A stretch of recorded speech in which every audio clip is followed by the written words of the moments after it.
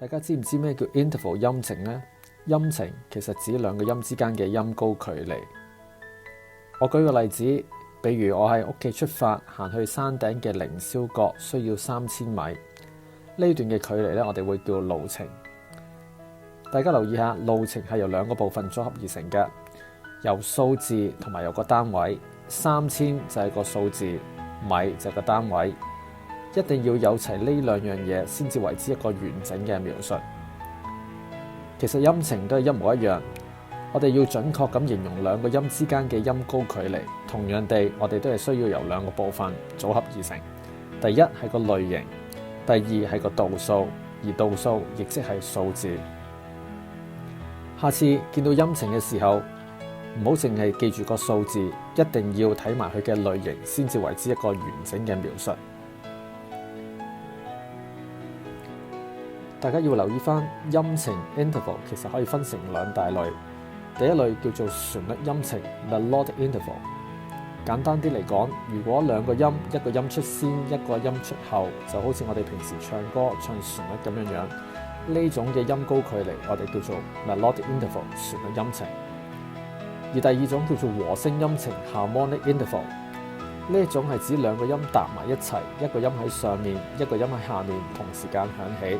就好似彈鋼琴和弦一樣，呢種嘅音高距離我哋叫做 harmonic interval 和聲音程。有一點大家唔好撈亂嘅就係旋律音程同埋和聲音程，同我哋平時講嘅和聲小調、旋律小調其實係完全唔同嘅。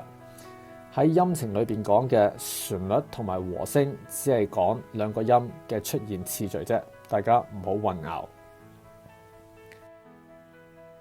喺處理音程題目嘅時候，我哋必須要用鋼琴當為一種工具去揾答案。所以學音程嘅第一步，大家必須要學識點樣畫一個鋼琴。首先畫一個長方形，喺個長方形嘅左手邊開始向右手邊嘅方向畫好多條直線。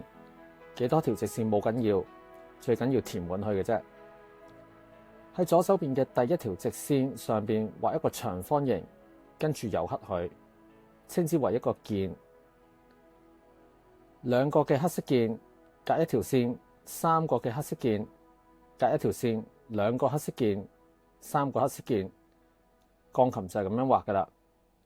喺兩個黑色鍵嘅左下角係個 C 音嘅位置，從左至右嘅白色鍵分別為 C、D、E、F、G、A、B。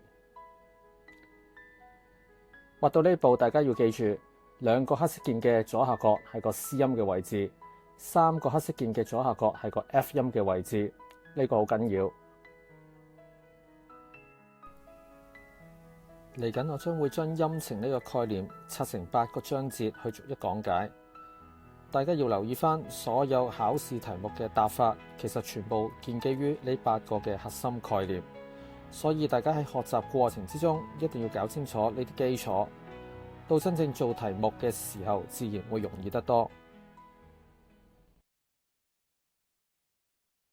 第一章半音與全音。之前我哋講過，喺個鋼琴上邊兩個黑色鍵嘅左下角係個 C 音，按照英文字母嘅次序從左至右，白色鍵嘅部分分別為 C、D、E、F、G、A、B。呢個 C 音同埋嗰個 C 音，我哋稱之為八度。點解叫做一個八度呢？因為我哋從左手邊嘅音開始數起，數到右手邊嗰個 C 音，總共數到8個英文字母出嚟 C、D、E、F、G、A、B、C， 所以我哋稱之為一個八度嘅關係。究竟一個八度裏邊有幾多個唔同嘅音呢？從左至右數，如果計埋白色鍵同埋黑色鍵嘅話，總共有12個音。如果我哋從左至右每一個白色鍵同埋黑色鍵都俾一個號碼佢嘅話，從左至右會變成咁嘅寫法。究竟咩叫半音呢？咩叫全音呢？如果從某一個音開始向左或者向右行一格就叫做半音，行兩格就叫做全音。一同埋二之間嘅關係就叫做半音，因為1去2行咗一格，1加1等於2。5同埋6嘅關係亦都稱之為半音，因為5去6行咗一格，5加1等於6，所以係半音。咁咩叫全音呢？行咗2格就叫做全音。舉個例子，7同埋9，我哋稱之為全音，因為7加2等於9，行咗2格。10同埋12嘅關係亦都稱之為全音，因為10加2等於12，行咗2格。我哋一齊睇睇下邊嘅練習。首先第一條，左上角嘅第一條，呢個音去呢個音總共行咗2格，所以稱之為全音。第二條，呢個音去呢個音總共行咗2格，呢度去呢度行1格，呢度去呢度行多咗1格，所以叫做全音。大家一齊試試剩翻嘅練習，我俾少少時間大家做，10秒鐘之後我哋一齊對對答案。